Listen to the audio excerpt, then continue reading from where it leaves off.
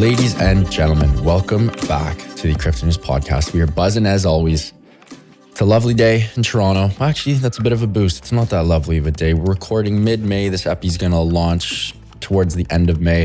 I woke up this morning, went for a morning walk, grabbed a nice little Starbucks coffee, and it was 2 degrees Celsius in Toronto. Can't be doing that in mid-May. Come on now.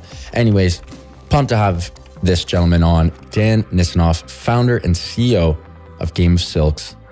Dan is a veteran tech entrepreneur with more than 20 years of experience developing and scaling startups. He's founded multiple venture-backed businesses with exits, including Partminer, Portero, Make Meaning, and the Crowned League. If you are a fan of horse racing and if you are a fan of blockchain, you are going to love this episode. I'm a fan of both. Incredibly fired up. Dan, welcome to the show, my friend. Pumped to have you on. Thank you, Matt. You and I had a very brief and quick discussion about my sort of intro to horse racing before the show. When I was super young, my grandpa used to take me up to the tracks around Toronto, and he'd teach me about betting on all the different outcomes, $2 bets, $1 bets, if you're going to go for the exacta or trifecta. And when you're a kid, it's like $1 here, $2 there, and you have a chance at winning money. You get to see the horses live, the sounds, the smells, even the smell of shit, which is sort of pleasant at the racetrack, Sue me for saying that, but it's just, there's this weird feeling.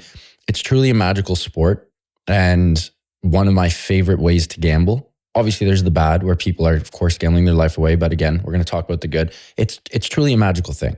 I'd love if we could kick this off, Dan. How did you get into horse racing? Why do you love it so much? What tickles your fancy about horse racing as a whole? I think it's one of the grand sports. It really allows you to enjoy kind of the excitement around a live sport experience. So I was recently at the Kentucky Derby where you had 150,000 people dressed to the nines, cheering on, a pack of horses running around the oval. There's nothing like that excitement. Being able to gamble in the outdoors as opposed to being locked in a casino, if you enjoy that, is really nice. But I think it's the history of the game. It's the glamour of the sport. It's been around for hundreds of years. It's, not as mainstream in the United States as it is in the rest of the world. Places like Australia, horse racing is as big as American football is here. It's crazy. Yeah, global sport, super exciting, beautiful animals, and just a wonderful experience. Let's touch on sort of the paradox and just the difference between US horse racing and worldwide horse racing. Usually for a lot of sports, the US is, pretty dominant. And again, biggest economy in the world usually translates to a good sporting economy. There are over 30,000 professional races a year in the US and over 12 billion wagered on their outcomes. But globally, the sport is 10 times larger. Why is that the case? Is there a particular reason why Americans aren't so crazy about horse racing? Like what's the deal with that? And a little caveat and follow up to that. I'd love if you could just keep riffing on the overall global current landscape of traditional horse racing and sort of showcase the opportunity that adding in blockchain tech could really add to this whole fiasco. Sure. So the US represents about 10% of the global market in terms of handle. About $100 billion a year is bet on horses globally, $12 billion in the United States. I think what happened in the United States was traditional sports gambling, was illegal for a very long time. Horse racing was exempt from that. It was really regulated at a state level. And as a result, it was really one of the only legal forms of gambling in many states that existed. And when the internet came around, it made it very easy to make those impulsive bets without having to go to the tracks. And so you saw attendance at the tracks decline quite significantly as a result of that, as a result of the ease of being able to make those bets. In Europe, gambling has been legal for a very long time, not just in Europe and the rest of the world. And so there, kind of the evolution or the impact that the internet had on the sport in other locations was very different. So I think that's part of the reason that you see the US kind of stagnant in the industry behind everybody else. I think the real answer to kind of what needs to happen in horse racing to get the sport back to where mainstream major league sports are is fandom. You take American football and you have kids that are being followed when they're in high school playing football, and then you follow them in college, and then you follow them in the NFL when they become professional. When you look at horse racing, nobody's following these horses, right? There were 30,000 There are 20,000 horses that are rookies each year, that are 2-year-olds that enter the game. There's a field in the United States of over 50,000 horses that race every year. And yet, if I stopped 100 people on the street this afternoon and asked them to name an active racehorse, they wouldn't be able to. And that's a problem because there are two major things that drive the success of a major league sport: fandom and broadcasting, right? The ability to actually, have shared rooting interests around a competitor and be able to watch it in a really experiential way. I think part of what we're doing is bringing that back into the game. You were describing when we talked earlier about your experience going to the tracks and betting. Being a bettor around horses is a very different experience than being an owner. When you go to a racetrack and you open up the, racing forms or the racing card and you make your bets, you're looking at the numbers, you're looking at the names of the horses. You might like a particular name. You might very quickly handicap the card, but you've forgotten about those horses as soon as the race is over, in most cases. If you're an owner, you're following that horse from the day it's born or from the day you acquired it as it develops as a competitor. And that's really what we deliver at Game of Silks. We create a new lens for the sport that's never existed. And I think that's probably a good entry point to explain what it is that we do at Game of Silks and how the blockchain is enabling us to deliver, I think, an experience that's going to revitalize the sport, not just domestically, but take it globally to a new level. I think I mentioned that in the United States, there are 20,000 new horses that are born each year that are essentially registered to race when they become 2 years old. Dan, sorry, one quick thing. And these 20,000 that are born, these are race eligible horses, right? We're not just talking horses in general here. No, we're talking about purebred thoroughbreds in which the owners applied with the Jockey Club, which is the national registrar, to qualify them to race. So these are 20,000 horses that are effectively licensed to race when they turn 2 years old. They have to apply to get a name. They have to submit their DNA. They have to submit a lot of documents to be able to qualify to race. We're talking about thoroughbred racing, which is very different than quarter horse racing, et cetera.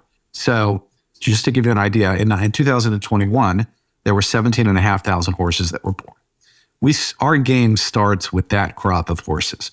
And that crop of horses represents the rookie class of horses in the game in the United States. It's no different than the hundreds of players that are drafted into the NFL each year, right? So in every major league sport, you have a rookie class. But in horse racing, the rookie class is massive. And we basically introduce those horses into the game each year. There are 30,000 races. The horses can start racing at 2 years old. They typically race till they're 10 years old maximum, and then they can retire and start their breeding career. So a horse has an expected life of about 25 years, and they can be productive either racing or breeding for most of their lives. So when you buy a horse in the real world, if you're buying a thoroughbred at auction, you're going to pay an average of about $100,000 for that horse. It's going to cost you an extra $50,000 a year to train, house, feed, maintain that horse.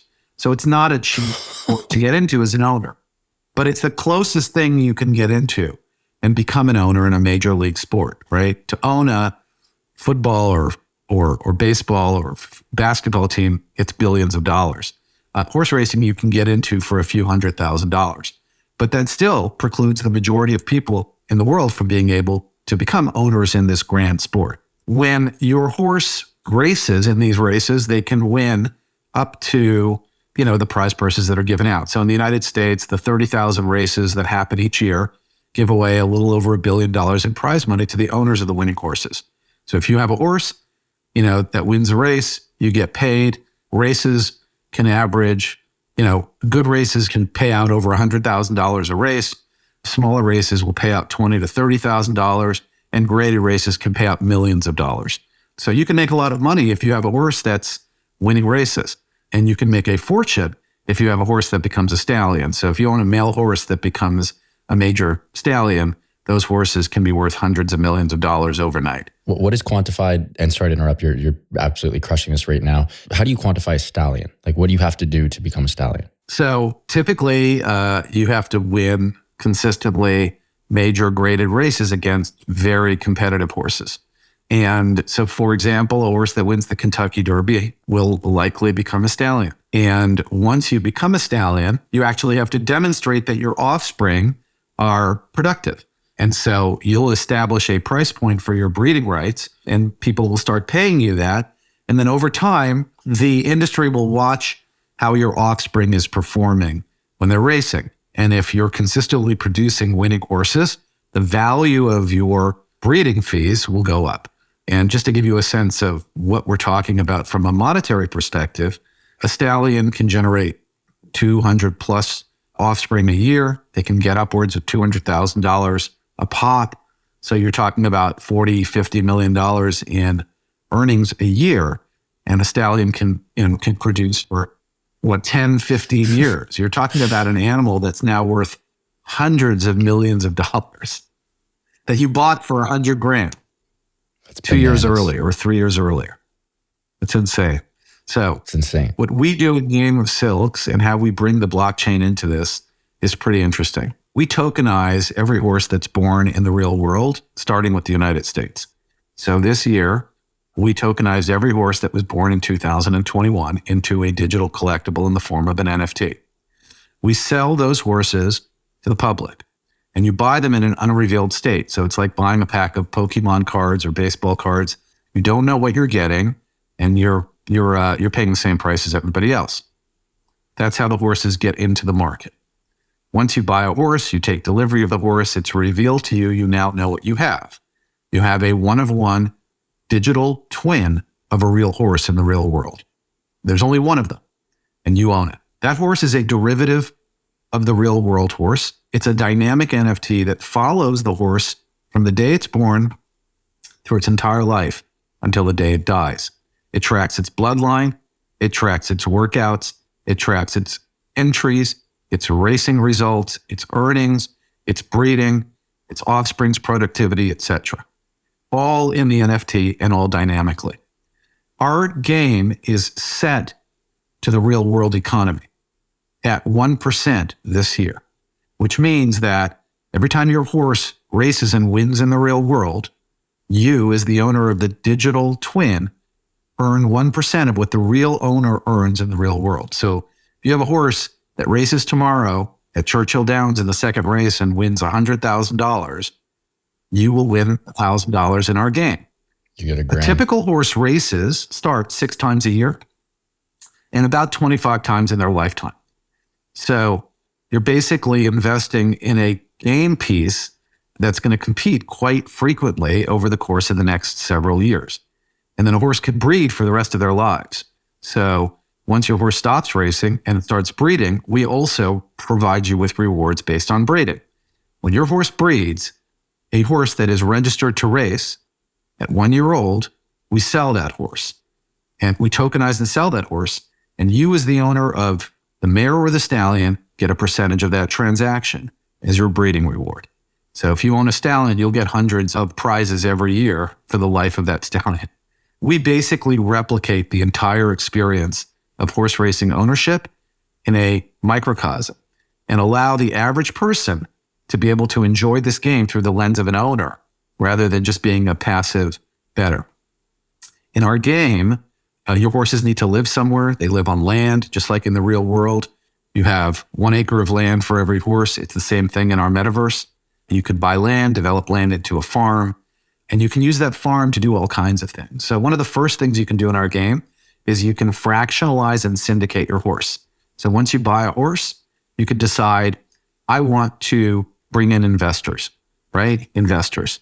And so you can fractionalize your horse today, and you can sell pieces of your horse on the open market or bring in your friends and say, hey, let's own this horse together. When you own land and you build a farm, you can actually create a storefront for your horses. So you can curate horses based on bloodline, based on characteristics. For example, you might say, I'm only going to deal in horses that have never raced, or that have never won a race, or that have only won a race, or that have sold at auction for at least $100,000, or that are offspring of Gunrunner, which is a famous sire. And people will come to your farm to invest in your horses or to buy your horses because you've done the work. You've curated a collection of 10 or 50 horses from 20,000. I don't want to do that. You're an expert. The blockchain lets me see your results, right? I know exactly how much your farm is making because I can see it on the blockchain. And so I can invest with you, just like if you were a hedge fund operator, or just like if you owned a local wine store and you happen to curate great wines. I'm going to shop with you as opposed to trying to figure out what wine I want to buy from the thousands of vineyards in the world. So that's one utility for land. Another utility for land is if I don't want to own land, I can park my horse on your farm. I can stable my horse on your farm. And when I do that, I agree to pay you a percentage of my winnings. You decide how much you want for me to stable my horse on your farm. And if I agree to it, then my horse is locked in your farm for that period of time. In addition to sharing my winnings with you, I agree to share my winnings with everybody else on the farm. And they agree to do the same. So if you have a farm with 100 horses and I stable my horse on your farm, I now have a financial interest in 100 horses. So it's another way to build a micro community with shared rooting interests and fandom. Jeez. And that's basically how the game works. Dan, I have about 6 trillion different angles where I'd like to take this. I'm going to go back to some of the just questions before we get into some of the more macro stuff. Just a couple micro questions. So just to clarify, give or take 20,000 horses, new horses every single year. So that means every single year, 20,000 new NFTs are being minted for the Silks community. There's only one horse. This isn't like so rare where, for example, there might only be 10 Ronaldos and 10 Messis, while there's hundreds of insert average player name X who plays for team Y. In Game of Silks, 20,000 new horses are minted. One person can own one horse. Is that correct? That's correct. Except that in Sorare, which is our comp. So there are only 3 companies doing what we're doing. Sorare is doing it in European soccer and now in baseball and basketball. And Rainmakers, which is a DraftKings product, is doing it in American football, golf, and UFC fighting. Yeah. The difference between Game of Silks and Sorare is that Sorare defines the rarity for the game. So they'll create an Mbappe at the rarest level and at the most common level. And the players decide at what level they want to play. In our game, we sell you a 1 of 1, the most rare asset, right? A 1 of 1 NFT. You can decide, do I keep that as a 1 of 1, as a rare NFT, or do I fractionalize it and make it less rare and less valuable by sharing it with other people? It's your choice, not our choice. And so in our game, we have players that will never sell their horses. They want to own them outright. And then we have other players that want to build a syndicate. Right. And so you'll see it all over the place. But anybody has an opportunity to get any horse in the initial mint. They can buy it in the mint, or they can buy it in the secondary market from another player. And any horses that are not sold when a race goes, when the entries come in, we auction off. And I didn't give you data on our game. I'll just give you a brief data. We announced the game in February of last year.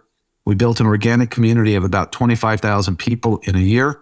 In May of last year, 1 year ago, we started the sale of our avatars, which you need to play the game, and then followed by our land and our horses. There have been over $10 million in transactions in the first year. Over 3,000 people have invested an average of $3,000 a person in the game before the game is even launched. And in the heart of the bear market, our assets have appreciated by over 100% in an environment where the market has been basically crumbling and most NFT projects have lost most of their value. Down by 100%. Yeah. So if you would have bought an avatar, you would have gotten a free piece of land. You would have paid 0.15 ETH last year in May. That combination of assets is worth, depending on what you got, a minimum of 0.3 as much as 0.5, depending on what you actually received. So yeah, you've at least doubled your money in an environment where most people lost a lot of their capital. But that's how the game works, yeah. 100%. And I should also mention that we have the largest players in the industry as our strategic partners. Naira, the largest horse racing company in North America. They own Saratoga, Belmont, and Aqueduct. And Fox Sports, which owns the largest broadcasting channel for horse racing in North America. They're both our strategic partners through Naira Bets, which is their ADW, or advanced deposit window for gambling. And then the Jockey Club recently signed a major deal with us to provide us with the data to power the platform. So lots of industry partners, We have a lot of strategic partners that we are in negotiations with internationally that we expect to announce in the coming months as we begin to look at the international markets and how we're going to grow there. So lots of exciting things coming down the pipeline. Tons on the go. I love that. Dan, we got to take a quick break. Give a huge shout out to our sponsor of the show, and that is Prime XBT. Longtime friends of CryptoNews.com and longtime sponsors of the Crypto News Pod. We love Prime XBT as they offer a robust trading system for both beginners and professional traders.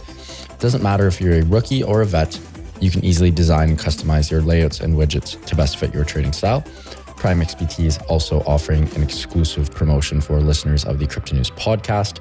After making your first deposit, 50% of that first deposit will be credited to your account as a bonus that can be used as additional collateral to open positions. The promo code is CryptoNews50. That's CryptoNews50, all one word, CryptoNews50, to receive 50% of your deposit credited to your trading account. Again, CryptoNews50, all one word, to receive 50% of your deposit credited to your trading account. Now back to the show with Dan. Dan, before we get into sort of more on the intersection of gambling, X fantasy, X blockchain, a couple more questions about sort of the nitty gritty of Game of Silks as a whole. How do you guys obtain the data to track like the bloodline, the training, the races, the outcomes, everything? Like you guys, I assume that's a partnership with Naira or one of your other massive partners, or the Jockey Club, or, you know, the North American Thoroughbred Association, whatever the case may be. But like you guys are tracking a shit ton of data that's continuously real time being updated to the blockchain, which is then dynamically intertwined with your NFTs. How do you guys pull this off? It's a great question, Matt. I'll tell you that it's largely being provided through our industry partners. It's all highly proprietary data that is accumulated through many, many sources in the industry and assembled and then integrated directly into our game. Right. I will tell you that originally when we developed the concept, we were going to crowdsource the data. We were going to use the same methodology that's used to validate transactions on the blockchain to authenticate the data. So we were going to use our community to provide that information. But as a result of, I think, the momentum and success of the business and the interest in the horse racing industry to really help us elevate the sport through this platform, we were very fortunate to be able to save a lot of the effort and have it all centralized. So it is one of the centralized components of our platform right now. Interesting. Yeah, I mean, that's just so much data. So that can't be easy to do. So always love to see that. I'd love to discuss more about the intersection of gambling, fantasy, and blockchain. How do you see sort of the niche of fantasy sports and blockchain evolving? Because we've seen some really good examples with obviously Top Shot, which isn't so much fantasy, but you have Rainmaker, like you discussed, you have So Rare, and of course you have yourselves, Game of Silks, the big three at the moment. Me personally, I think this is one of the most no-brainer, easy and efficient. Obviously, it's not easy and efficient, but I think it can be some of the easiest and most efficient ways to onboard the masses to Web3. It just makes so much sense with that synergy between blockchain and fantasy, and then adding, of course, gambling and sports on top of that. But how do you sort of see this sort of trifecta landscape playing out in the long term? I think that we're in the midst of an evolution in gaming. If you look historically at traditional video gaming, you had a publisher publish a title, build a community around the title, and then the community played the game and created the value in the franchise. The value of the franchise never inured to the benefit of the player, other than the fact that they were able to play a game and enjoy it. You could improve your character, you could buy skins, but you were not able to monetize your investment in the development of your character. That's all changing. The public has realized that they're the ones creating the value of the game. It's community that makes value. Without community, you don't have a game. And so you're seeing an evolution in how that's taking place, right? The public is now saying, we want to own our assets. And as we invest in them, we want to benefit from them. So if we create a character and we improve that character and want to sell it, we want to be able to do that. What you're seeing is the convergence of investing and gaming in what traditionally in Web3 was called play-to-earn gaming. Now, that also sits at the fringe of gambling. So it's really the convergence of gambling, gaming, and investing, all of which is really kind of very closely aligned. there's a very subtle difference between playing poker and investing in stocks, right? Some people would argue that the stock market is gambling, right? Where does the line get drawn? And I think you're going to see it even more blurry as people begin to recognize that I can have fun gaming, but I can also make money.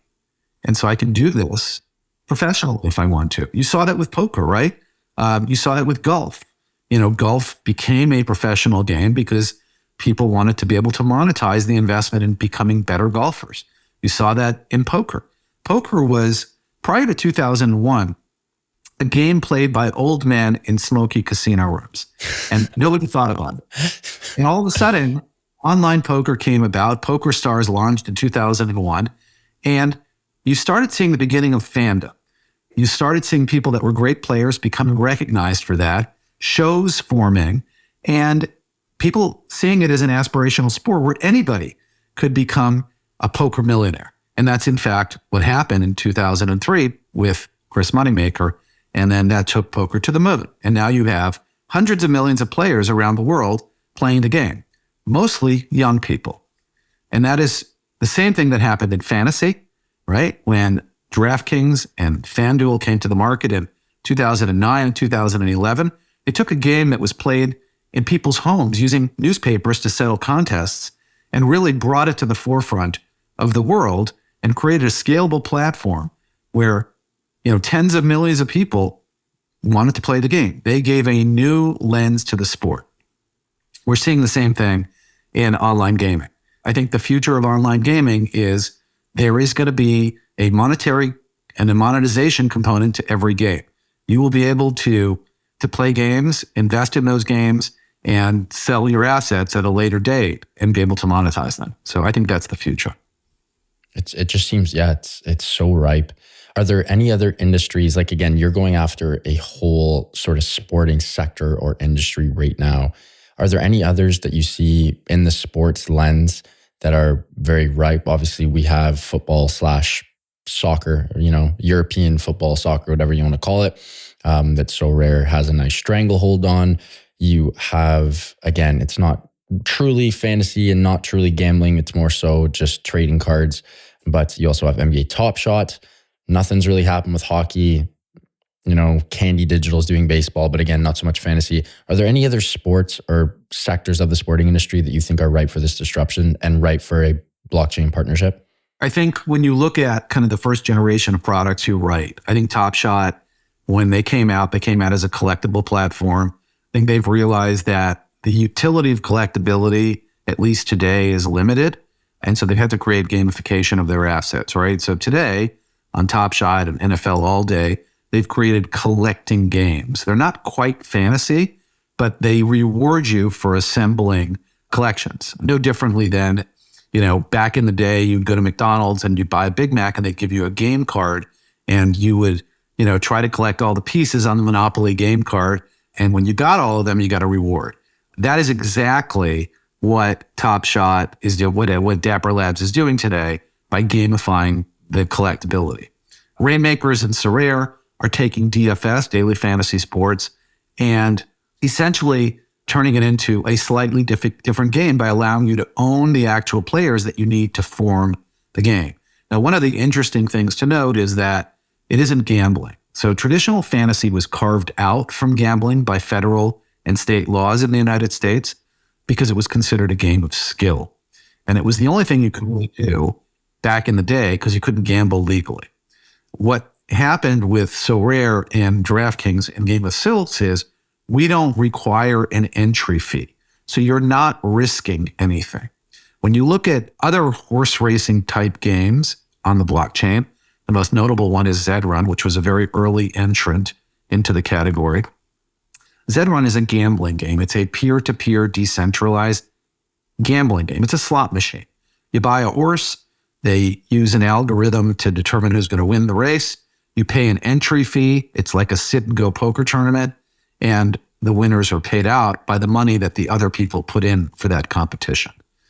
In our game and in Sorare and in Rainmakers, there is no entry fee.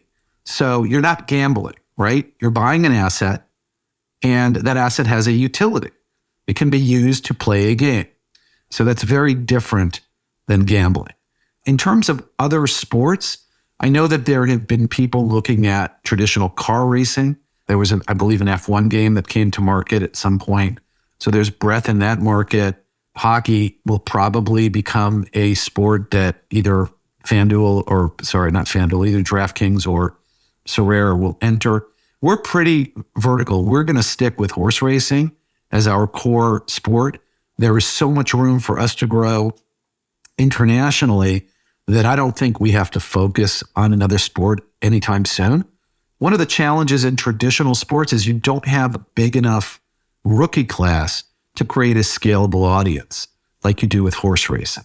With Sorare and Rainmakers, they have to create thousands of cards of each player to build an audience that can play the game.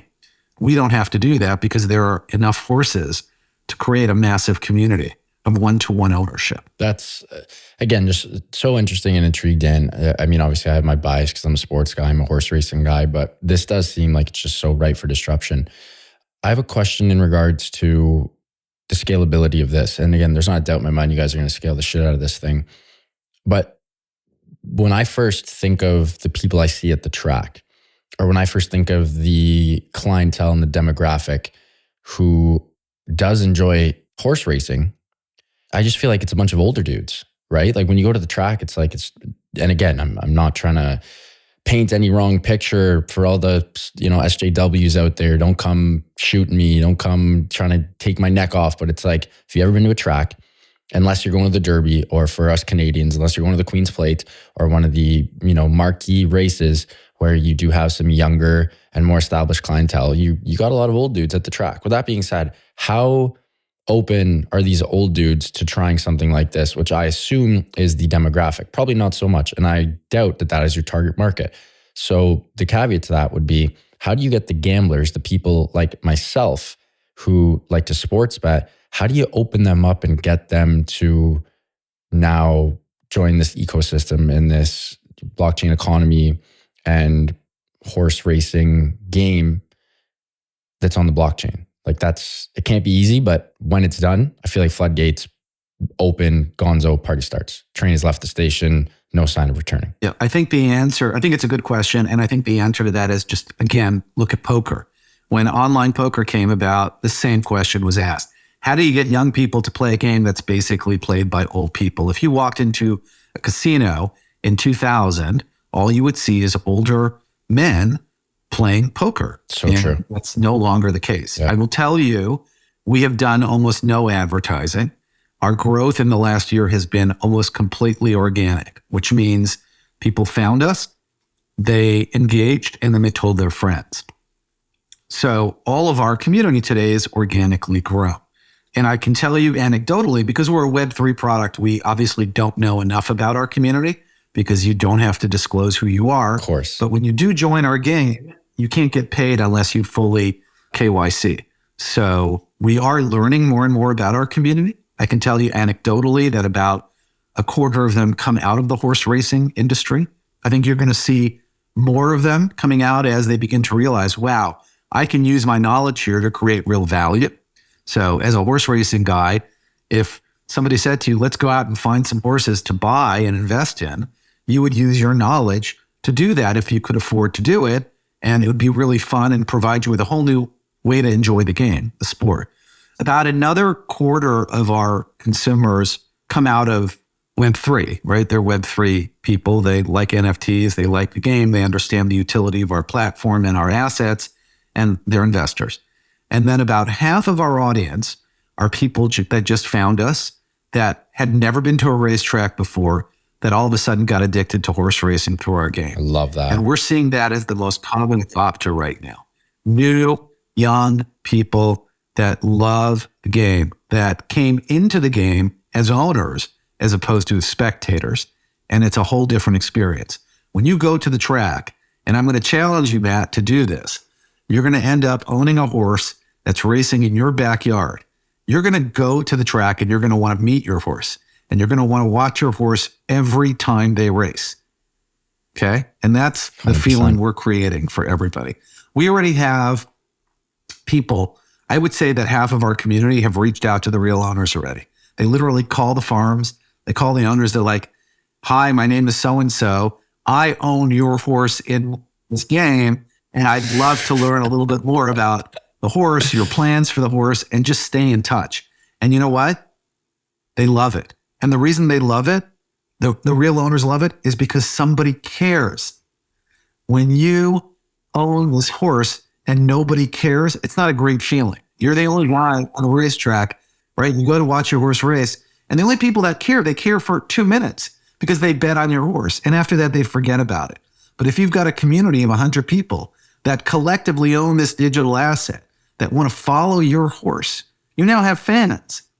And fans are the core to the game. So true. That's a very underrated point there. I probably bet on horses. Yeah, I'm not even going to say how many times in my life, but I've definitely, And how many of those horses do you remember? Oh, honestly, besides a Derby or Belmont race or a Queen's Plate race, literally not one. I can't remember. And we're going to make every horse relevant. And that's the beauty of what we're doing. That's how we're going to literally take this sport and elevate it to where it deserves to be. It was 50 years ago, probably the most attended sport in American history. You must have been to a couple derbies. Oh yeah. I was at the last 2 derbies. How electric is it? All I can tell you is being in a crowd of 150 to 200,000 people dressed to the nines. Oh, mint juleps. Watching. It's surreal. You have to do it. It's unbelievable. And it's not just one race. It's 3 days of really a lot drinking, eating, socializing, gambling. It's a lot of fun. I think next year, the boys and I are gonna have to book a trip and do it up. It's too much fun, We gave away 2 tickets to all expense paid trip to the Derby, starting line suites. If you owned an avatar in our game, you could enter a sweepstakes and we had 2 people in our community win it, which was fun. Wow. What's the most electric race you've ever been to? Like if someone were to be like, Dan, what's the craziest thing you've ever seen in horse racing? What would that be? That would be last year's race at the Kentucky Derby where Rich Strike won. I was right there, and I can tell you, our suite was probably 200, feet from the starting gate, elevated. So I saw him come out of the starting gate. He was the last one to come out. He was literally the last horse in the race. And he passed us, and then the horses went around the track, and on the return, they had to pass us again to get to the finish line. And this horse literally, out of nowhere, started weaving and bobbing within the crowd, and it was like a video game. And it was surreal. I was like, what the hell is going on? I don't understand it. It was crazy. You just have to watch it again. And I've watched it probably a dozen times. And every time I watch it, it's like reliving the moment. It's crazy. Yeah. Dan, what an episode, man. This was too much fun. I need to get involved in Game of Silks. Obviously, I do my research before every show. And I was honestly a little surprised that I wasn't too cognizant of this and then I haven't been involved. You have my word, I will get involved after this. Love betting on the ponies. Love blockchain. Love you and the team. Wish you guys all the best. This truly was a great episode. I learned a ton and had a blast. Thank you so much for coming on. Before you let us go, can you please let our listeners know where they can find you and Game of Silks online and on socials? Sure. So our website is silks.io. That's silks.io. You can read our white paper, read our gameplay document. You can buy an avatar, a starter pack, which includes an avatar and a 2-year-old horse right from our platform. You can go on OpenSea. We have multiple collections there. If you type in Silks, you'll see them. And then finally, portal.silks.io is the entry point to our game and to our metaverse. Our alpha is live, and within the next few months, we'll be releasing all of the functionality that I've described on the show to where we'll have a full MVP up and running for the first season. I love that. Dan, what a treat, man. Really appreciate you coming on. Would love to meet you in person one day. And hopefully I'll be seeing you at the Derby next year. We'll be dressed to the nines. I'll look forward to it.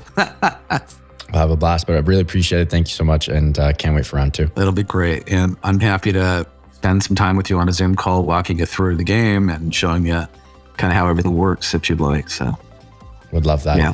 Folks, what an episode with Dan Nissanoff from Game of Silks. Again, go check them out, silks.io. As always, I will include all of the links in the show notes. Huge shout out to Dan and the team for making this happen. What a fun episode. Super, super interesting. The intersection of sports racing, gambling, fantasy, blockchain. What a treat. All of us love those things. If you guys enjoyed this one, I hope you did. Please do subscribe. It would mean the world to my team and I. Speaking to the team, love you guys so much. Thank you for everything you do. Would not be here without you. Eustace, my amazing sound editor. Appreciate you, bro. And to the listeners, love you guys. Keep on growing those bags and keep on staying healthy, wealthy, and happy. Bye for now, and we'll talk soon.